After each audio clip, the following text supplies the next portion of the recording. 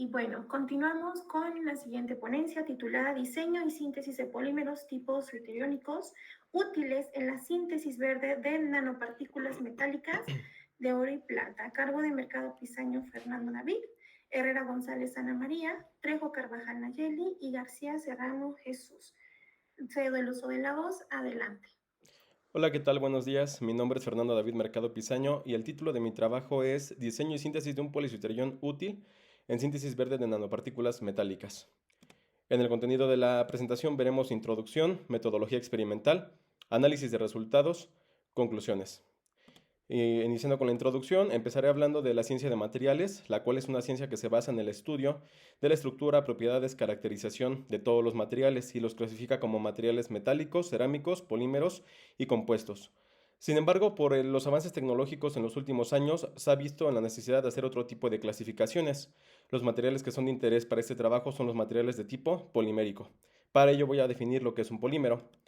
Un polímero es una molécula de alto peso molecular cuya estructura está comprendida por la repetición múltiple de unidades de bajo peso molecular, entendiendo por alto peso molecular que al remover o adicionar una o varias unidades monoméricas, sus propiedades no cambian significativamente.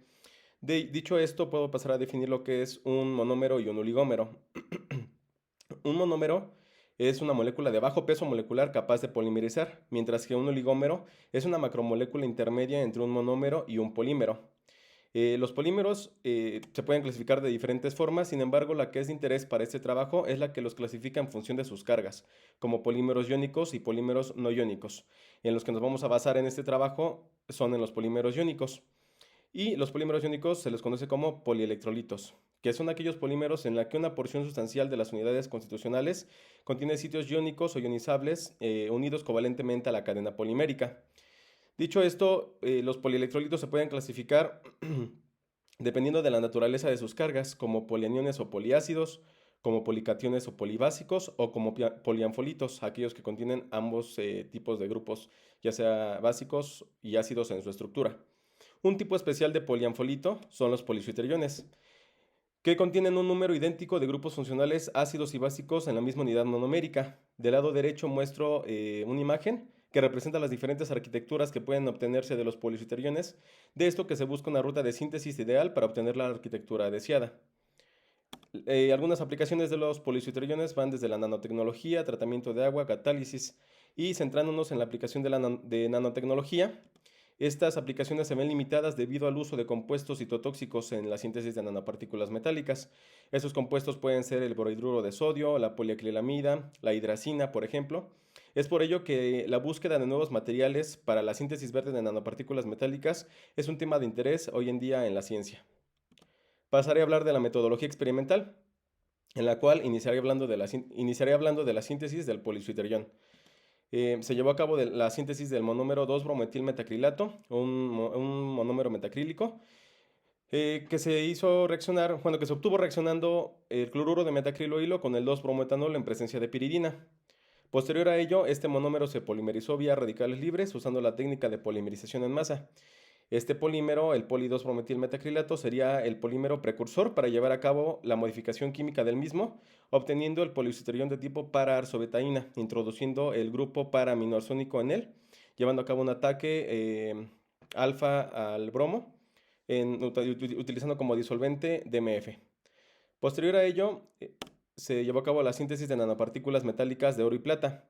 Iniciando con la síntesis de nanopartículas de oro, se utilizó una solución del poliswitterión de tipo para-arzobetaína a una concentración de 500 partes por millón y una sal precursora de ácido tetracloroáurico de alta pureza a una concentración de 1 por 10 a la menos 3 molar. Estos se mezclaron en proporción 3 a 1 respectivamente y del lado derecho se ve una imagen real de la solución coloidal que se preparó para llevar a cabo la síntesis de estas nanopartículas. En el caso de las nanopartículas de plata, de igual manera se utilizó una solución del polielectrolito a una concentración de 500 partes por millón, utilizando como sal precursora nitrato de plata. Y del lado derecho también muestro una imagen representativa de la solución que se obtuvo. También la proporción fue 3 a 1 respectivamente. Pasando a la parte de análisis de resultados, empezaré con la caracterización de los compuestos orgánicos. iniciando con el espectro de resonancia magnética nuclear de protón del monómero 2-brometilmetacrilato. En este espectro, las señales que nos dan evidencia de la obtención del monómero son las etiquetadas como H1 y H1', que corresponden a los dos protones geminales del fragmento metacrilato.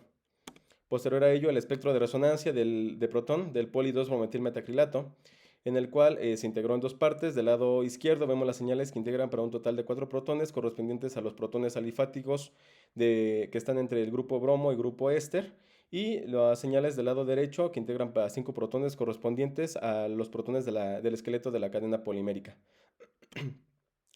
Presento el espectro de resonancia magnética nuclear de protón de la para-arzobetaína.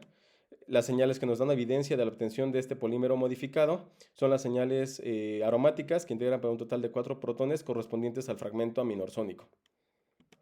Ahora pasaré a la caracterización de las nanopartículas y nanoestructuras de oro y plata, iniciando con las de oro. Presento el espectro de ultravioleta visible, en el cual podemos apreciar dos bandas de resonancia de plasmón superficial, una en 529 nanómetros y otra en 796 nanómetros. El hecho de que exista una segunda banda en 796 nanómetros es razón de ser de anisotropía presente en la muestra. Esto se corroboraría mediante TEM. Una vez caracterizando estas nanopartículas mediante TEM, se pudieron apreciar dos morfologías distintas. Como pueden apreciar en imagen, son nanopartículas cuasiesféricas de oro, así como prismas triangulares de oro. Realizando un zoom a esta imagen podemos apreciar con mayor claridad la presencia de estos prismas triangulares que son de tipo equilátero, truncos en sus vértices. Posterior a ello, de esta imagen se obtuvo la distribución de tamaño de las nanopartículas de oro, en el cual vemos que la mayoría de las nanopartículas se concentran en torno a la media, siendo esta de 25 nanómetros aproximadamente. Gracias a esta imagen también se pudo determinar el grado de anisotropía presente en la muestra, teniendo un 14% de anisotropía. Este 14% se reparte entre un 11.96% de triángulos truncos y un 1.97% de hexágonos y pentágonos truncos, mientras que el otro 86.05% corresponde a las cuasiesferas de oro. Se llevó a cabo la distribución de tamaño de las cuasiesferas de oro, en la cual vemos que hay una predominancia en su tamaño que corresponde entre 20 y 25 nanómetros aproximadamente, siendo la media de estas de 22 nanómetros, lo cual fue un muy buen control de tamaño de partícula por parte del polielectrolito de tipo para-arzobetaína. Posterior a ello también se hizo una distribución de tamaño de los triángulos truncos encontrados en la muestra. 3 minutos para su cierre, por favor. Gracias. En esta vemos que hay mayor variación de tamaño, sin embargo vemos que predomina el tamaño de los 59 nanómetros en ellos. No rebasan los 100 nanómetros en su mayoría, por lo tanto se siguen considerando nanopartículas metálicas de oro. Y en cuanto a los hexágonos truncos, hubo mayor variación debido a la poca presencia de estos. Sin embargo, vemos que se centran en un tamaño de 15 a 75 nanómetros en al menos una de sus dimensiones. Posterior a ello, en el caso de las nanopartículas de plata, podemos apreciar el espectro de ultravioleta visible, en el cual vemos una banda ancha en 421 nanómetros que contiene un hombro del lado derecho. Este hombro es razón de ser de anisotropía presente en la muestra debido a la diferente oscilación de los electrones confinados en la superficie de las nanopartículas metálicas con el haz de luz incidente. Esto se corroboró mediante TEM. En la imagen de TEM podemos apreciar la presencia de hexágonos perfectos de plata. Sin embargo, se ven distorsionados de sus vértices debido a que las fundió a las nanopartículas. Haciendo un análisis del tamaño del apotema de los hexágonos encontrados, vemos que estos rondan los 255 nanómetros a 360 nanómetros, por lo que se consideran nanoestructuras tipo 2D de plata. Pasando a la parte de conclusiones, la polipara-arzobetaína sirvió como un agente estabilizador y controlador de tamaño y forma de nanopartículas metálicas de oro y plata, promoviendo el crecimiento cristalino anisotrópico. También fue utilizada como un agente reductor de iones metálicos, promoviendo la síntesis verde de nanopartículas metálicas. La propiedad de intercambio iónico se puede llevar a cabo por los grupos amina secundaria y grupos de ácido arsónico presentes en la estructura. Además, la polipara-arzobetaína podría utilizarse como un material de intercambio iónico en la absorción de colorantes textiles e iones metálicos. Muestro mi bibliografía y referencias, y de mi parte eso sería todo. Muchas gracias por su atención. Muchas gracias, felicidades. Tenemos aquí una pregunta de Mari Carmen Reyes Ángeles, área académica de Ciencias de la Tierra y Materiales. ¿Cómo se lleva a cabo el mecanismo de reducción de los iones metálicos?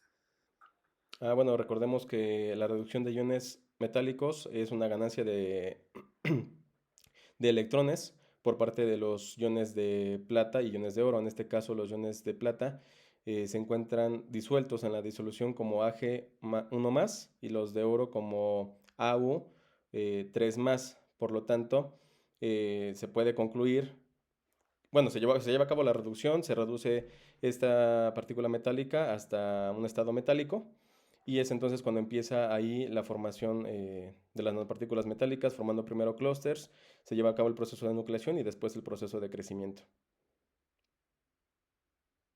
Muchas gracias. Esperamos alguna otra pregunta, por favor.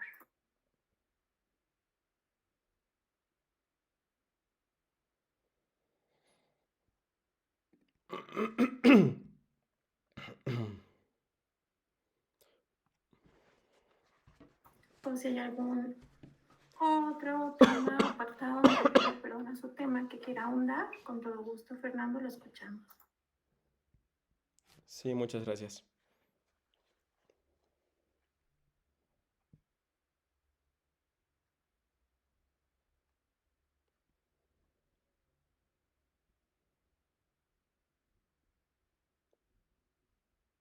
Listo, tenemos otra también de Ana María Herrera. ¿Por qué es importante la anisotropía en las partículas? Bueno, considero que es importante debido a que se encuentran mayor área superficial de contacto, teniendo partículas, bueno, nanopartículas anisotrópicas en este caso en la muestra. Es común llevar a cabo la síntesis de partículas de tipo cuasiesféricas de oro. Sin embargo, gracias a estos polielectrolitos, debido a que se generan espacios de crecimiento entre la cadena polimérica, ayuda al crecimiento de anisotropía presente en la muestra, que no es nada más que un crecimiento diferente en sus direcciones de estas nanopartículas. Entonces le da una aplicación pues mejor debido a esa área superficial que existe. Gracias. Otra pregunta de Mari Carmen Reyes. ¿Qué es la resonancia del plasmón superficial?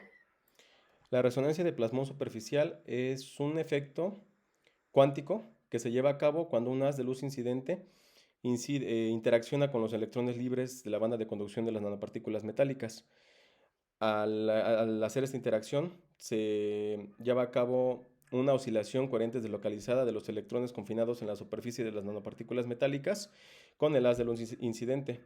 A este fuerte acoplamiento se le conoce como polaritón de plasmón superficial y a este polaritón de plasmón superficial se lo conoce como una cuasipartícula híbrida debido al fuerte acoplamiento entre los electrones con el haz de luz incidente.